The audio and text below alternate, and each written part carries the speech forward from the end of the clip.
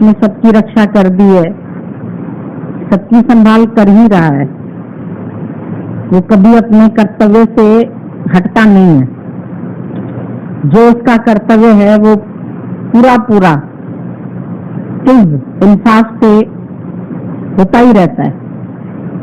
उसको याद कराने की भी जरूरत नहीं है कि भगवान तुमको मेरी रक्षा करनी चाहिए,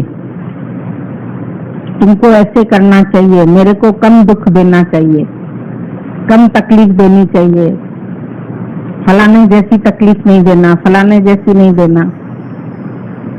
कभी भी तुम किसी की तकलीफ देखते हैं तो अपने को उसके लिए तैयार कर दो।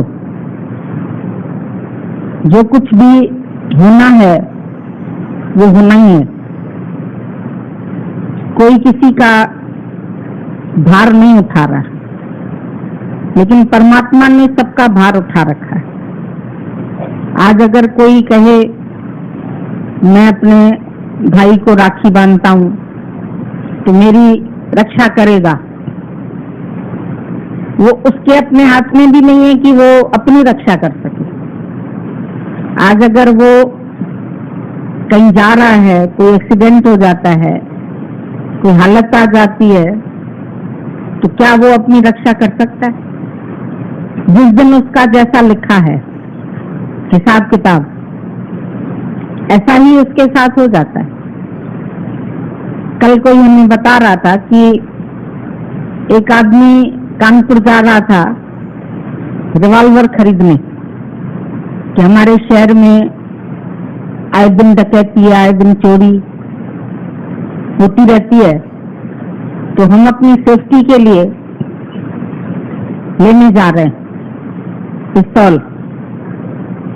और वो एक किसी सिपाही के साथ जिसको कोटा मिल सकता है रिवॉल्वर का, उसको लेके जा रहा था कि आप हमको लेके देना। कार में बैठे हुए थे, थोड़ी देर में वो आगे बैठा था जो लेके जा रहे थे उसको नींद आने लगी। उसने बोला मुझे नींद आ रही है। बोला ठीक है, फिर आप ड्राइवर के पास नहीं बैठो, हम बैठ जाते। तो पुलिस वाले को उसने पीछे कर दिया और जो अपनी सेफ्टी के लिए जा रहा था वो आगे बैठ गया। और कार को ऐसा धक्का लगा, ऐसा एक्सीडेंट हुआ कि केवल वही मरा, बाकी सब पीछे वाले भी बच गए, ड्राइवर भी बच गया। जो सेफ्टी के लिए सोच रहा था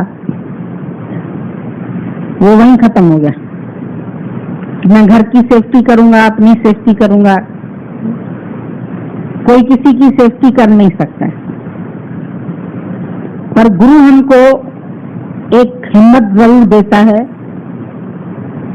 अंदर में हमारे ऐसा ज्ञान भर देता है कि कभी जीवन में हम कैसी भी परिस्थिति आने पर निराश नहीं होते।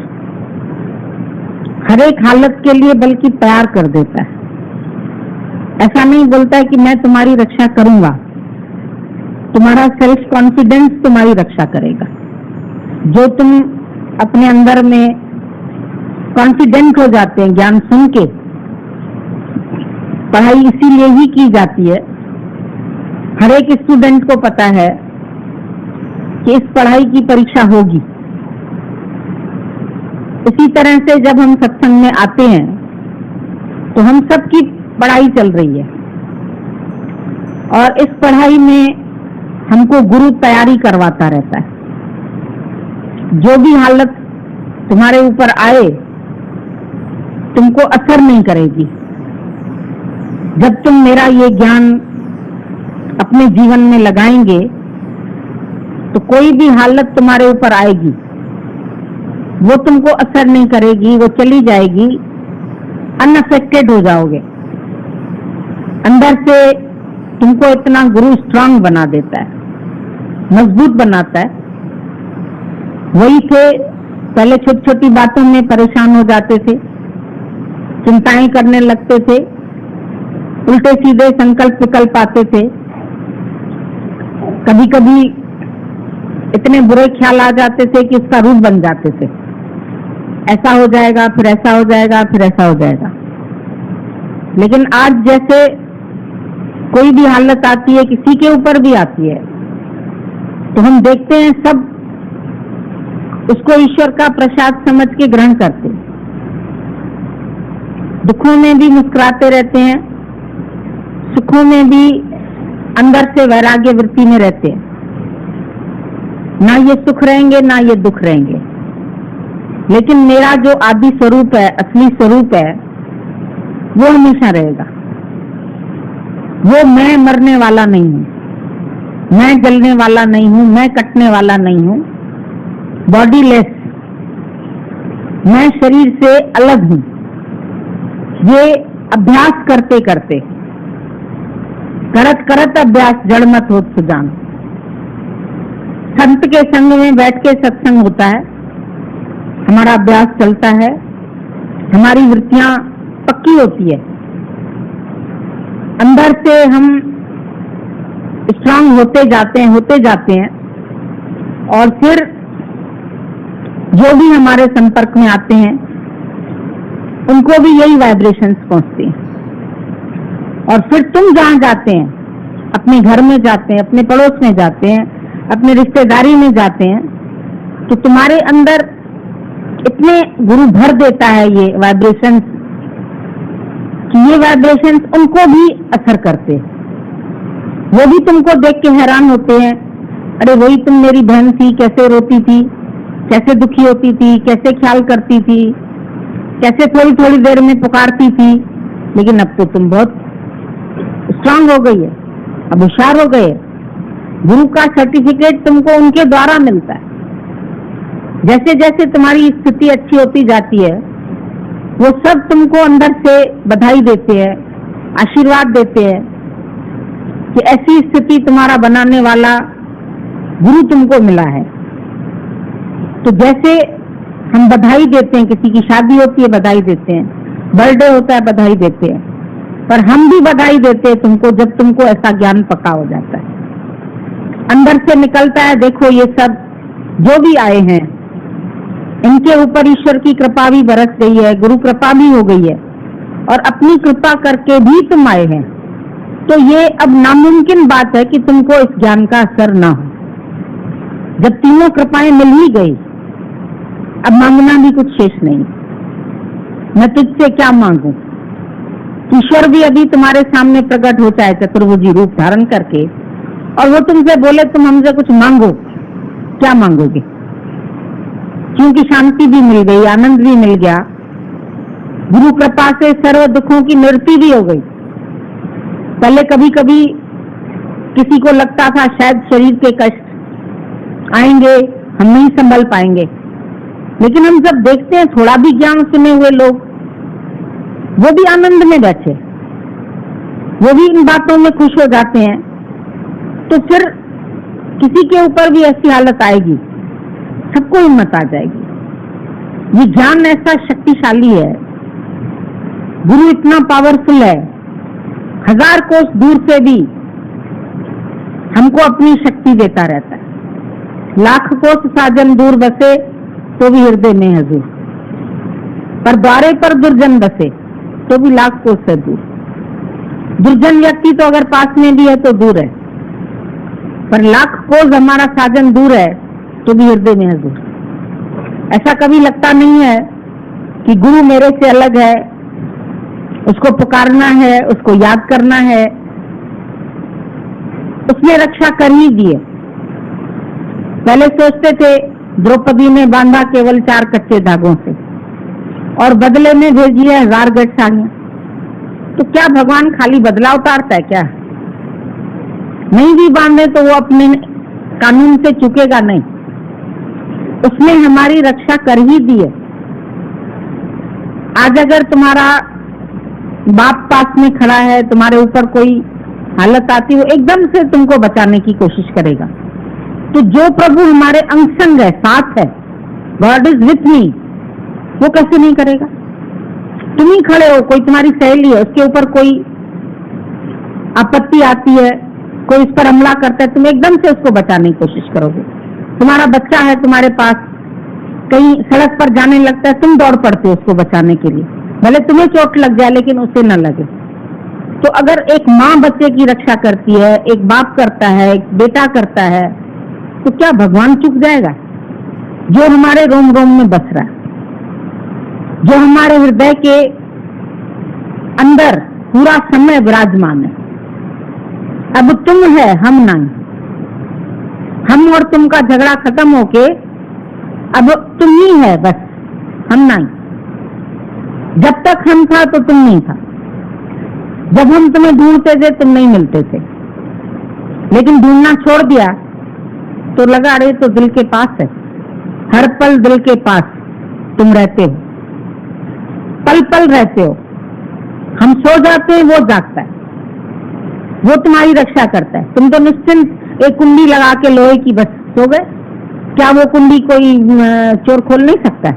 इतने उनके पास पेच है, इतने औजार हैं, वो 1 मिनट में खोल के अंदर आ सकते हैं, लेकिन फिर भी तुमको संभालने वाला बैठा है।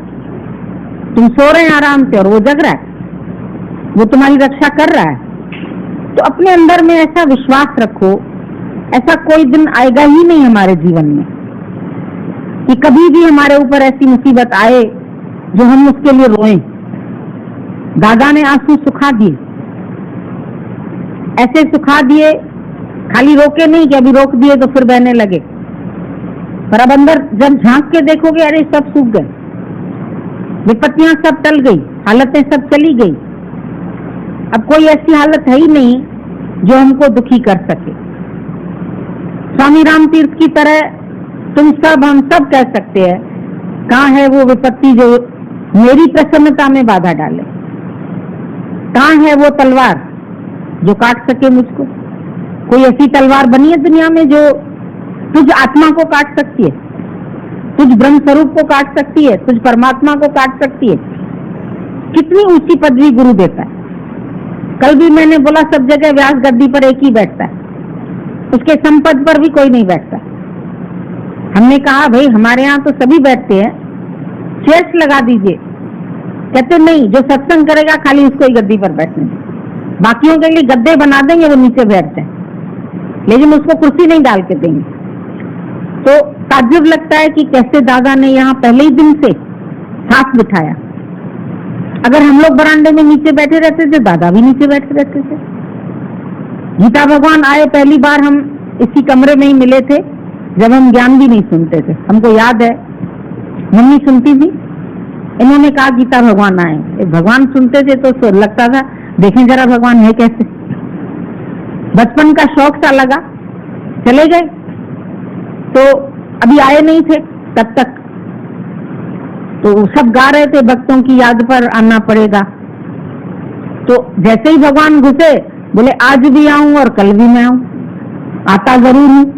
उन्होंने ठक से दूसरा भजन ये गा दिया, भक्तों की याद पर आता जरूर हूं, आज भी आऊं और कल भी मैं आऊं। और फिर उसने ऐसे खूब ऊंची 4-5 गद्दे रख के गद्दी बना के रखी थी कि इस पर आके वो बैठेंगे। वहां पहुंचते ही उन्होंने 4-5 गद्दे उठा के फेंक दिए, बोले जैसे तुम बैठे ऐसे हम तुम्हारे साथ बैठे। ये पहले बार मैंने दृश्य देखा और ये लगता था नहीं हर जगह गुरु तो तखत पर बैठते हैं, ऊंचे बैठते हैं। खूब ऊंची ऊंची देखी है हमने गद्दियां, क्योंकि हमारे पड़ोस में कानपुर में राधा स्वामी सत्संग था, तो उनके गुरु जब आने वाले थे तो जो हमारा घर वो दीवार एक ही थी, उनका क्वार्टर था फिर हमारा था। तो वहीं पर हमारे घर के बाहर ही उन्होंने खूब ऊंचा सिंहासन बना दिया था हमारे बरामदे के बाहर। और जब गुरु महाराज आए तो उनके जो भक्त थे, कपड़ों के व्यापारी थे, कोई कैसे थे, उन्होंने अच्छे अच्छे शनील के थान जमीन पे बिछा दिए। गुरु महाराज आ रहे हैं। हमने बोला अच्छा गुरु महाराज की इतनी मतलब आवभगत होती है, कैसे सबने नए नए। अब इनको ये नहीं लग रहा हमारे इतने थान बेकार हो गए, जमीन में पड़ गए, मिट्टी लग गई, उनको लग रहा है सफल हो गए। कितना उनके अंदर में मतलब आदर का भाव। और यहाँ हमने देखा समता भाव। गीता भगवान का पहला दृश्य जो देखा तो हमको लगा यहाँ तो ये समानता में एक दूसरे को देखते हैं, एक दूसरे को बिठाते हैं। फिर जब गोलागंज जाना हुआ, उनका घर जहाँ पर सत्संग होता था, गोलागंज में उनका फर्स्ट फ्लोर पर घर था, नीचे एक सत्संगी का था, वो आके नीचे बैठते थे सत्संग करने के लिए, क्योंकि ऊपर तो परिवार था पूरा, वो अकेली रहती थी, तो उसके पास भी डबल बेड पड़ा रहता था। और हम लोग तो तब शुरू ही गए थे, सत्संगी कुल 8-10 थे, ज्यादा सत्संगी नहीं थे, तो डबल बेड के इर्द गिर्द इधर कुर्सियां रखी रहती थी और 2-4 बाद में कुर्सी रख देते थे और एक बेड होता। उस बेड पर भगवान कॉर्नर से बैठते थे, हम इधर से बैठे, ये इधर से, ये लोग इधर से बिल्कुल लग के ऐसे बैठे थे। 8-10 पलंग पर बैठ जाते थे, 2 इधर बैठ जाते थे, बाकी 4-5 सामने। 15-20 लोगों की मुश्किल से जगह होती थी उसमें। तब भी हमने देखा ही तो पलंग पर बिठा देते हैं साथ में। दोपहर को ये चले जाते थे तो हमारा मन नहीं लगता, 4 बजे तक इंतजार नहीं कर सकते, तो कहते थे ठीक है तुम अपना खाना निपटा के आ जाओ। तो कभी ये खाना निपटा के जाते थे, कभी खाना साथ ले जाते थे, तो साथ बैठ के खाते थे। फिर कहते थे तुम्हें दोपहर को सोने की आदत है, यहीं सो जाओ, नहीं ना इधर सो जाओ। खुद बैठे रहते थे, बोलते तुम सो जाओ। मीरा जी को बोलते थे तुम बैठ के पढ़ो कोई शास्त्र, उनको सुनते सुनते नींद आ जाती थी। फिर भगवान भी थोड़ी देर वहीं लेट जाते, मतलब कोई भेद नहीं। ये अभेद भक्ति हम लोगों ने अपने आंख से देखी, खाली सुनी हुई बात नहीं बताते हैं। उन्होंने ऐसा संपद शुरू से दिया, ना ही ठाकुर ना ही दास। अभी तो बहुत ज्यादा लोग हो गए तो भले आप नीचे बैठते हैं, पर दिल से हमारे नीचे नहीं बैठते, दिल से सब करीब है, सब साथ हैं। तो ऐसा भाव पहली बार देखने में आया, नहीं तो सब दुनिया के संतों को देखा, इतनी ऊंची गद्दी बना के, इतना ऊंचा सिंहासन लेके। हो सकता है उनका ये पर्पस हो कि सभी लोग दर्शन कर सके, पर दादा ने तो कहा मैं बनाऊंगा ही थोड़े लोगों को। उन्होंने ये क्राउड इकट्ठा करने की कोशिश ही नहीं की, बोला जितनों से कर पाऊंगा मेहनत उन्हीं को बताऊंगा, सबको बताने की जरूरत ही नहीं। मेजॉरिटी कंसिस्ट ऑफ फूल्स, ऐसे बोल देते। ये तुम लोग देखते हैं जहाँ भीड़ ज्यादा जाती है, तुम समझते बहुत बड़े गुरु है, और हम तो समझते हैं भीड़ तो भेड़ बकरियों की भी जाती। सच बताते थे, गलत नहीं बोलते थे। दादा ने जो बताया उस पे उन्होंने स्थिति दिखाई। चाहे एक को बनाऊंगा, एक को लाख से लड़ाऊंगा, तो मैं गोविंद सिंह कहूंगा। गुरु गोविंद सिंह ने ये बात कही, पर दादा ने भी यही की, एक एक को ऐसा तैयार करूंगा जो वो लाखों करोड़ों को बना सके, और उनको भी ऐसा ही बना सके। एक से भी मेहनत करो, पर ऐसा बनाओ कि तुम्हारी छवि उसमें दिखने लगे, गुरु की छवि उसमें प्रत्यक्ष। जैसे आईने में तुम देखते हैं, तुमको अपनी छवि दिखाई देती है, तो गुरु तुम्हारी आंखों में अपनी छवि देखना चाहते हैं।